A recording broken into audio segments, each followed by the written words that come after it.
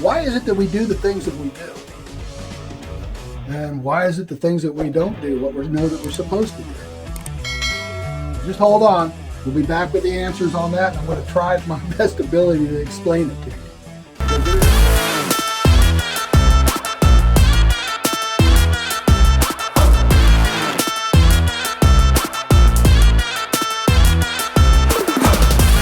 Paradigms and how they affect your life.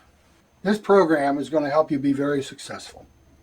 You can make this now, or whatever you're making now. It could be 2,000, it could be 10,000, whatever.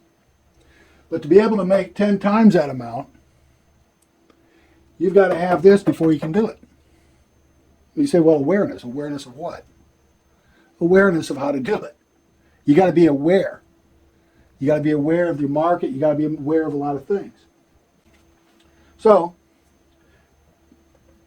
I'm going to draw this little thing here. I always like to draw squares. They're easy. Anyway, we'll put a little dot in the middle. Okay? Your results reflect your awareness. So, if you're only aware of this, and this is like, your area, if you become more aware, then you have more influence. It's like a circle of influence almost, You've got the 50,000 because you're aware. Before you were only aware here, now you're aware here. Ask yourself, do I like my results? Do you like your results now? Would you like the results there better? How are you going to get there? We're going to get into that. Okay, we think in pictures. Pictures are the way that we can visualize. For instance, I say refrigerator. What do you think of? Is it your refrigerator? I know that's what happens with me. I think of my refrigerator. Okay, is it black, white, tan, stainless steel? Does it have double doors on it? Does the door open from the left or from the right? How about your car? You think a car or a truck or a pickup truck. What color is it?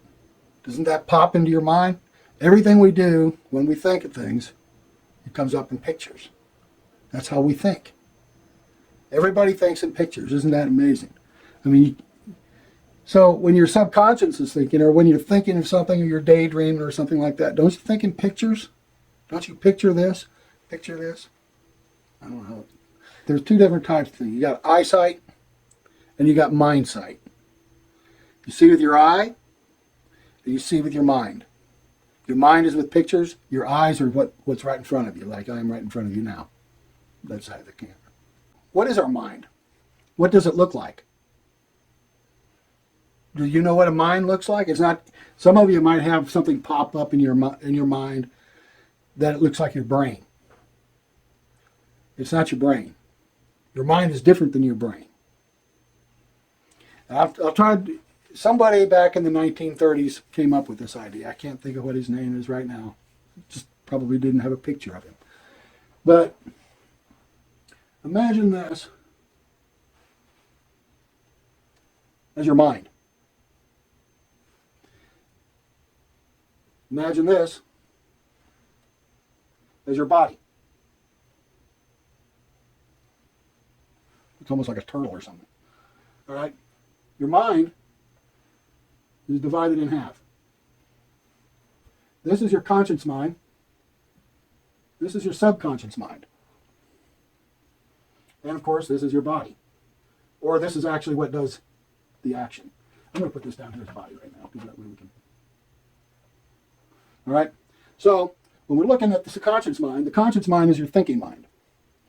And when it thinks, your subconscious mind is always working. It never sleeps. Imagine never sleeping. It's always working. It's always thinking. And what you put into your conscious mind, or what comes into your conscious mind, it's filtered here, and then it goes into your subconscious. And what your subconscious is saying, down to your body is action. Because it does things. And then when it gets to the action, then you get your results.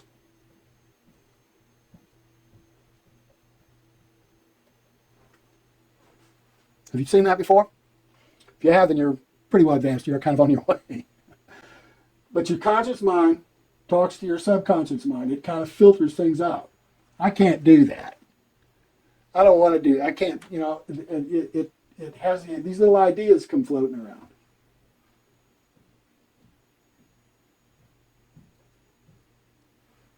These are all little ideas. And if you ever notice that your mind doesn't just kind of think of one thing and then you're stuck on that thing till so much. You've got all these little ideas. You ever notice that your mind is always thinking when you're awake? You can sit there and kind of like daydream or something. That's good. Actually, daydreaming is really good. But that's what most people do. They say that when you're driving and you're kind of daydreaming, that's your mind working. It's actually thinking of stuff. That's kind of the state, like the law of attraction. You think of things that you want or whatever. That's the kind of state of mind that you need to be in when you're using the law of attraction. Law of attraction is when you think of things that are actually, you know, that you actually want to be attracted into your life. And let's say we're a baby.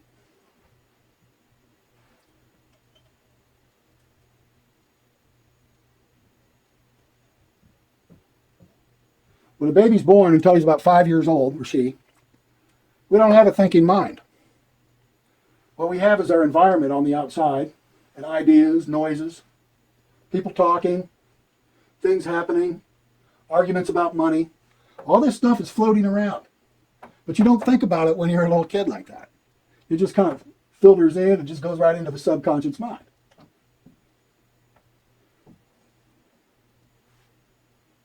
So what happens is that you're floating around, going into your subconscious mind.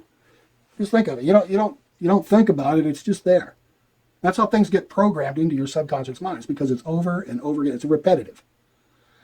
It's repetitive whether it's true or not, because your subconscious doesn't know what's true. It doesn't know what's true. It doesn't know what time it is. It doesn't know if you're rich or you're poor or anything like that.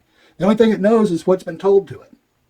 And when there's nothing up there to think, because babies don't think, maybe when you become maybe about 4 or 5 years old, you start thinking about just some stuff, you know. But when we get older, then the subconscious is already filled up with all kinds of stuff. Arguments about money. Mommy and daddy don't get along too good, or they could get along real good, and they're fed good stuff, or you're fed stuff. Money's evil, okay? Or those rich people are just something else. They just think they own everything, okay? Stuff like that is put into your mind when you're young, and you don't think about it. So, what happens when you grow up?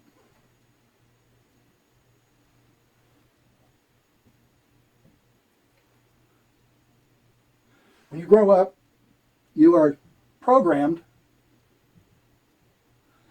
Let's just say you're programmed X. Okay? You've got your own, you already got programmed when you were young. You go to school, you're told to pay attention, stop daydreaming, da-da-da-da-da-da-da. Okay? All that is programmed into your mind. Like going to school, they teach you how to be a good, compliant worker. You need to conform to what everybody else is doing and follow to do what they do. Did you know that if you ask a person on the street, let's say you ask 20 people on the street, what does it take to be successful? 19 out of 20 people can't tell you. They don't know. Why is it? How do you become successful? Starts with the letter G. Goals. I'll give you a little thing. You can go on YouTube, and this is one of the things that we have to listen to when we're in the 4%. Well, we don't have to, but I mean, it's good to listen to this. Go on YouTube and put in The Strangest Secret by Earl Nightingale. And listen to that several times, because there's a wealth of nuggets in that one. It's only about 30 minutes long, but that's why you want to listen to it several times, because there's so much in it. I'd like to tell you about the strangest secret in the world. Not long ago, Albert Schweitzer, the great doctor and Nobel Prize winner, was being interviewed in London, and a reporter asked him, "Doctor, what's wrong with men today?" The great doctor was silent a moment, and then he said, "Men simply don't think." But let's get back to our deal here. These little ideas come floating around, Okay, you never think it. I mean, if you try to sit and think about nothing, have you ever tried that? It doesn't work. You'll find yourself thinking about something. That's what this is right here. These things. This is your paradigm. We're going to draw a little.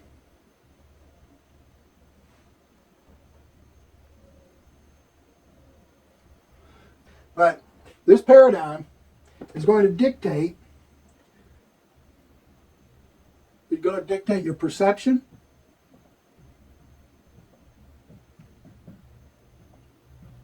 You ever seen there's an accident and two people see the same thing. One person's going to say it this way, one person's going to say it that way. That's their perceptions. Somebody can say one thing, they take it one way. Somebody says the same thing, they take it another way. That's your perceptions. Everybody's got their own different perceptions because of what their mind has been programmed to believe. Time. Subconscious doesn't know about time. He's completely ignorant. He doesn't know what time is. It just is. You know, time is nothing to your subconscious. It doesn't even think about time. This thinks about time. This doesn't. You program your mind. It teaches you how creative.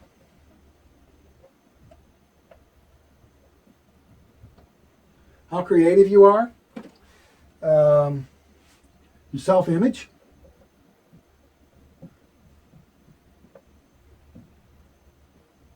It controls your logic.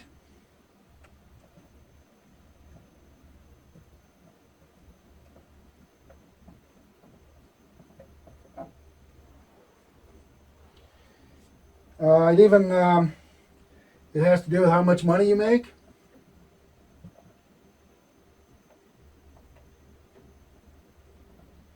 We can get into that one there. That's about a thermostat. Turn the thermostat up or down in your money making thing. You're making too much money and you're above your thermostat, you go wasting it. If it's below, then you're always trying to hurry to catch up. You need to learn how to adjust that. Very interesting stuff. That goes into here. It comes in here, goes into here. Remember, to program your subconscious mind, it's repetitive. Just like when you were younger. When you weren't thinking about stuff, it just went in. That's why you're able to gain 5,000 words or so when you're a little kid. You don't think about it. It just goes in because it's repetitive. This is your paradigm. This is what you're comfortable with because you grew up with it and you're living that your own life. But let's say somebody comes along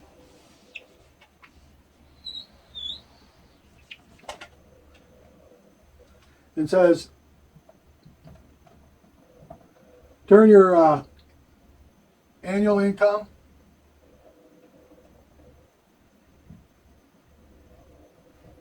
let's say it's $40,000. Turn that into your monthly income. So your monthly income, somebody suggests the idea, $40,000 a month, $40K a month. But these little ideas, they're all floating around, and all of a sudden that one comes up. What are you going to think? There ain't no way. It's just mine, and it's presented, and it goes in as a why. It's a different thought. It's a different way of thinking. You can actually do that. Somebody puts that into your mind, and you're thinking about it, and all of a sudden, you start impressing that on your subconscious mind. You go through the filter there. You start, man, that would be awesome. If I could make that kind of money, that'd be pretty cool. In fact, that's what I want to do. I want to learn how to do that. So you have introduced it to your subconscious mind by repetitive actions. You keep telling it. Subconscious is thinking about it now, or it's already got it there because you've impressed upon it. Okay? So now it goes, you want to be able to do that, So you start taking action.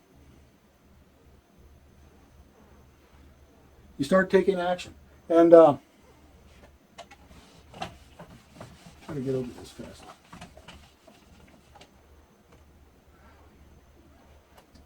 This right here is a paradigm wall. It's a big, thick sucker.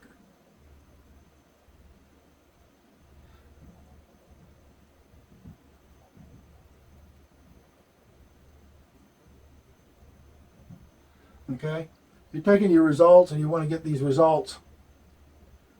Boom, you hit that big old wall right there. Your terror wall. Okay? You hit that, it's terrifying. Because you can't go through it. You keep trying, but you got this in your mind, you're trying to do it, and you can't do that. Guess what? You bounce off of that and go back to your little paradigm. Why would you go back to your little paradigm? Because it's comfortable. You've been there before. This is something out of your comfort range. And you go back there because, well, I know I can do that. I've been there before. I'll just go back to my little, $20,000 a year job or whatever you've been comfortable doing. But then you're upset because, you tried something and you failed at it or whatever. But you know what? What's on the other side of this wall? It's kind of like Gorgeous. Tear down this wall. I was like, anyway, what are you going to do? If you just give up, you'll just go back there, and then you'll be upset because you're not accomplishing what you wanted to accomplish. So, to be able to break that wall, you have to take massive action.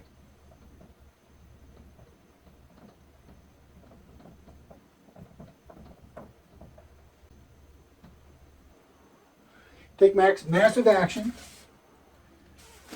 And how did you program this? How did you program your subconscious mind? It's repetitive. You repetitively told your subconscious mind what you wanted to do. All right, why do you tell your subconscious mind? It thinks all the time. Remember we said that it sleeps while you're sleeping? I mean, it's awake while you're sleeping. It never sleeps. You ever hear the old saying that, well, let me sleep on it? That's talking about your subconscious mind. Because what happens is that you'll all of a sudden wake up in the middle of the morning, or early in the morning, 2, 3 o'clock in the morning. I've got it! Does that ever happen to you? It has to me. It's funny. You just get this great idea. So a lot of times, you're going to get a hunch. A hunch is your subconscious mind talking to you. You want to act on those hunches. Write them down. And then act on those hunches, because that's your subconscious mind. You've programmed your mind to think that way. Your subconscious. So act on your hunches. But the next thing, yeah, that's right, I told you. Repetition.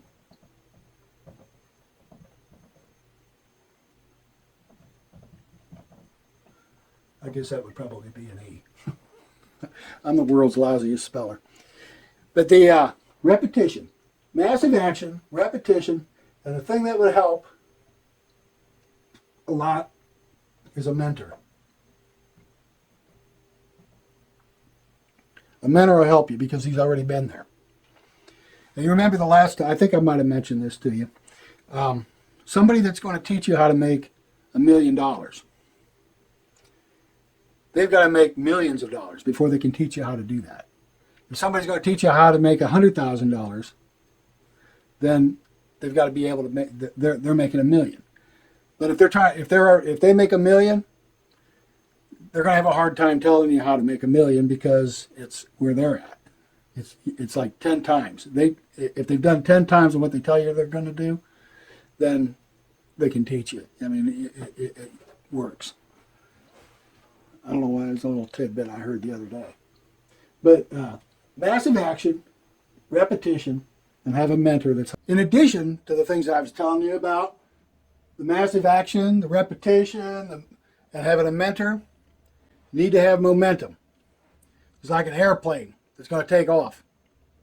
747.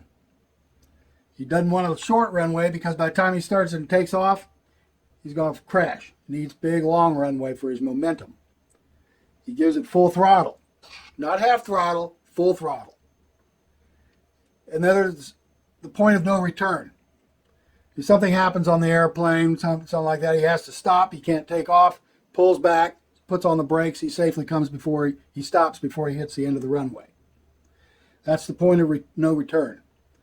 But when he's taking off, he gives it full throttle, not half, full throttle, and he goes. He passed the point of no return, and then he gets up to speed, his momentum, then he can pull back on the wheel, and he just takes off. He takes off and he takes off. And the same thing here.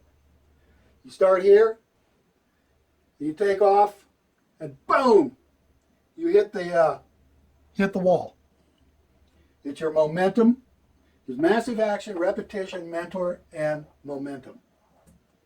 He hits that wall, it crashes over, and he gets through it, and there he is on the other side, where it's smooth flying. I mean, you go above the clouds, and you look out over there, and you see the horizon. It looks like you're barely even moving. Doesn't seem like there's any effort at all, because you're up there, and you're traveling. Pretty awesome. That's what it's all about. It's your mindset. How it affects your life. You want it to affect your life good? You got to change your mindset. Put your mind in gear.